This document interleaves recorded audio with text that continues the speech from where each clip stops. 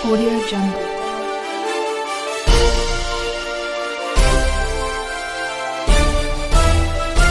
Audio Jungle. Jhansi के प्रेमनगर थाना क्षेत्र अंतर्गत नगरा जामा मस्जिद में आज जुमे की नमाज के बाद अफरा तफरी का माहौल हो गया। मस्जिद कमेटी के द्वारा मस्जिद में 2 जुमे कराए जाने का क्षेत्रीय दबंगों द्वारा विरोध किया गया।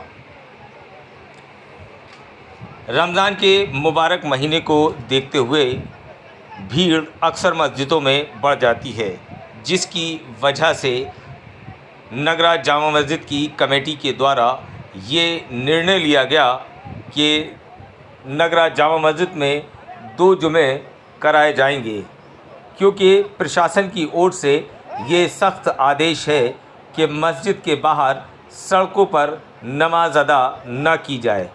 इसी के बाबत नगरा जामा मस्जिद की कमेटी ने ये निर्णय लिया कि मस्जिद में इस बार जुमे की नमाज 2 अलग-अलग वक्तों में कराई जाए। पहली जुमे की नमाज 1:15 बजे और दूसरी 2 बजे कराने का निर्णय लिया गया।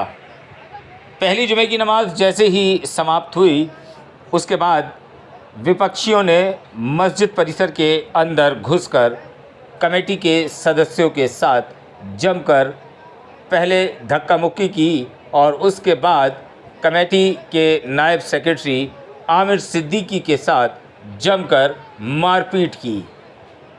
आमिर सिद्दीकी को इतना मारा कि उनके कपड़े तक फट गए। इसके अलावा उनका 40,000 रुपये का मोबाइल भी बुरी तरह से क्षतिग्रस्त हो गया।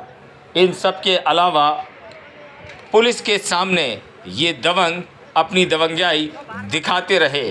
वहीं पुलिस मूक दर्शक बनी सारे तमाशे को देखती रही।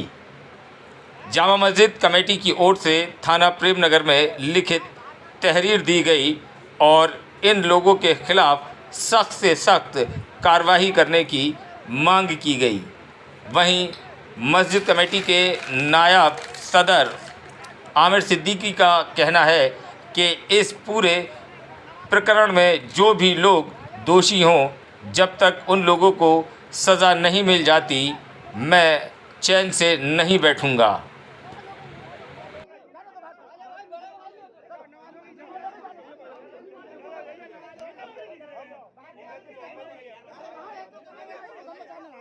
भैया क्या नाम है?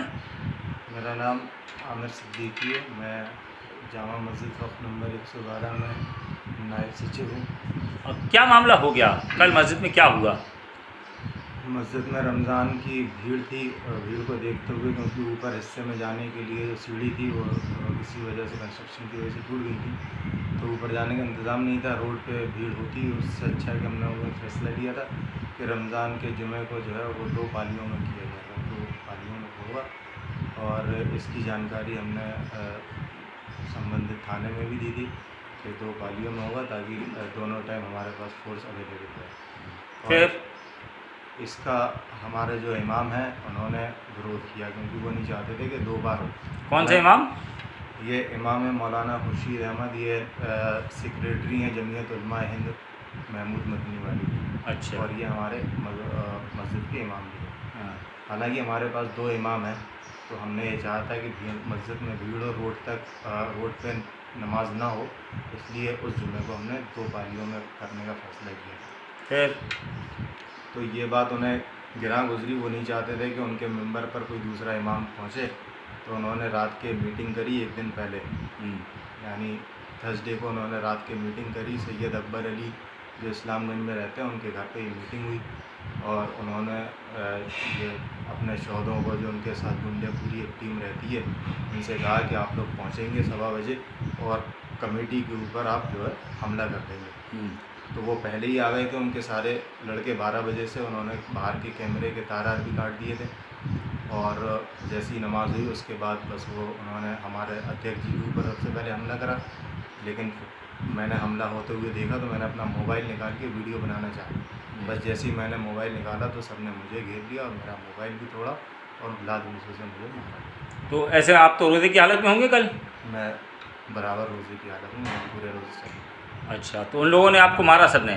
सब लोगों ने घेर करके एक मॉब किया है, मॉब नीचे। तो पुलिस मौजूद नहीं थी? आप लोग ने तो पहले से संबंधित थाने में हमने पुलिस थाने में एक दिन पहले रात के जो हमारे SHO हैं प्रेमनगर, उनको जानकारी दे दी थी, एप्लीकेशन भी दे दी थी और उनसे कहा था कि ऐसी आशंका है कि यहाँ कुछ बवाल हो क्योंकि इमाम जो है इसके ख़िलाफ़ है।